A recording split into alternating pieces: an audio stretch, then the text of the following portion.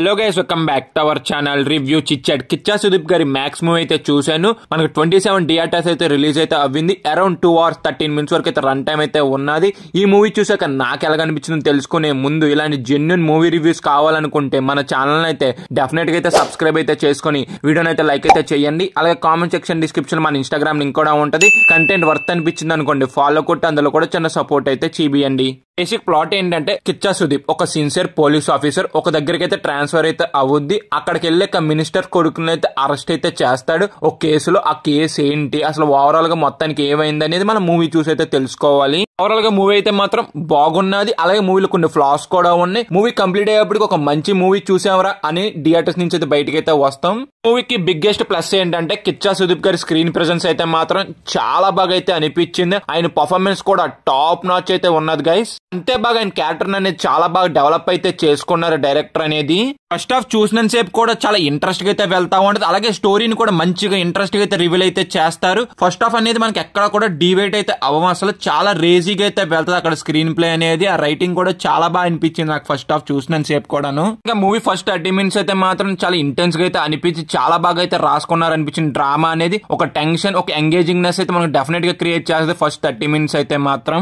First half చూసినంత సేపు కూడా చాలా మంచిగా సీన్స్ అయితే రాసుకున్నారు. ఫస్ట్ హాఫ్ అన్ అవర్ అయిపోయాక మంచి యాక్షన్ సీక్వెన్స్ అయితే వస్తుంది. మనకి మంచి హై అయితే డెఫినెట్ గా అయితే ఇస్తదబ్బా.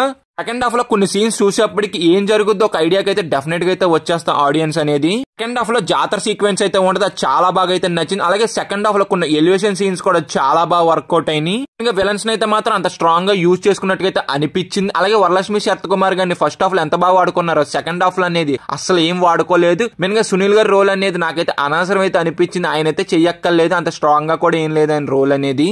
సెకండ్ హాఫ్ అనేది చాలా రొటీన్ గా అయితే అయిపోయింది. తర్వాత ఏం జరుగుద్దో మనం గెస్ చేసేలాగైతే వెళ్ళిపోద్దబ్బా. ఆ సీన్స్ కూడా అంత ఇంట్రెస్ట్ గా అయితే అనిపించలేదు నాకైతే.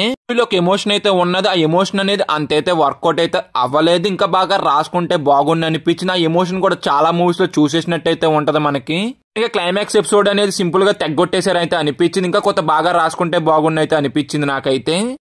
ఈ మూవీ గురించి నా ఒపీనియన్ అంటే మూవీ మీరు చూసుంటే మీ ఒపీనియన్ కూడా కింద అయితే కామెంట్ చేయండి. చూడలేని వాళ్ళు ఉంటే మాత్రం డెఫినెట్ గా అయితే ట్రై చేయండి. మెయిన్ గా ఫస్ట్ హాఫ్ అయితే మాత్రం చాలా బాగా అనిపించింది. సెకండ్ హాఫ్ అయితే కొన్ని సీన్స్ బాగా వర్కౌట్ అయింది, కొన్ని సీన్స్ అయితే మాత్రం చాలా రొటీన్ గా అనిపించినా కానీ సెకండ్ హాఫ్ అయితే డీసెంట్ అయితే ఉన్నది. ఓవరాల్ గా అయితే ఒక మంచి మూవీ చూసామని థియేటర్ నుంచి బయటకి అయితే డెఫినెట్ గా అయితే వస్తాం మనం. పర్ఫార్మెన్స్ వైజ్ అయితే అందరూ కూడా బాగా అయితే చేశారు. ఇంకా సినిమాటోగ్రఫీ ప్రొడక్షన్ కూడా బాగున్నాయి. ఇంకా సాంగ్స్ అండ్ బీజిఎం అంటారు, మెయిన్ గా బీజిఎం అయితే చాలా బాగా నచ్చింది నాకైతే. ఇంకా ఓవరాల్ గా మేము ఇచ్చే రేటింగ్ ఎంత అంటే 3 out of 5. వీడియో ఇప్పటి వరకు చూసారు కాబట్టి జెన్యూన్ రివ్యూ అనిపిస్తే మన ఛానల్ అయితే సబ్స్క్రైబ్ అయితే చేసి వీడియోని అయితే లైక్ అయితే చేయండి. అలాగే కామెంట్ సెక్షన్ డిస్క్రిప్షన్ మన ఇన్స్టాగ్రామ్ లింక్ కూడా ఉంటుంది. కంటెంట్ వర్త్ అనిపించింది అనుకోండి ఫాలో కొట్టి చిన్న సపోర్ట్ అయితే చేయండి ఇన్స్టాగ్రామ్ లో కూడా. Bye guys, see you in the next video. Jai Hind.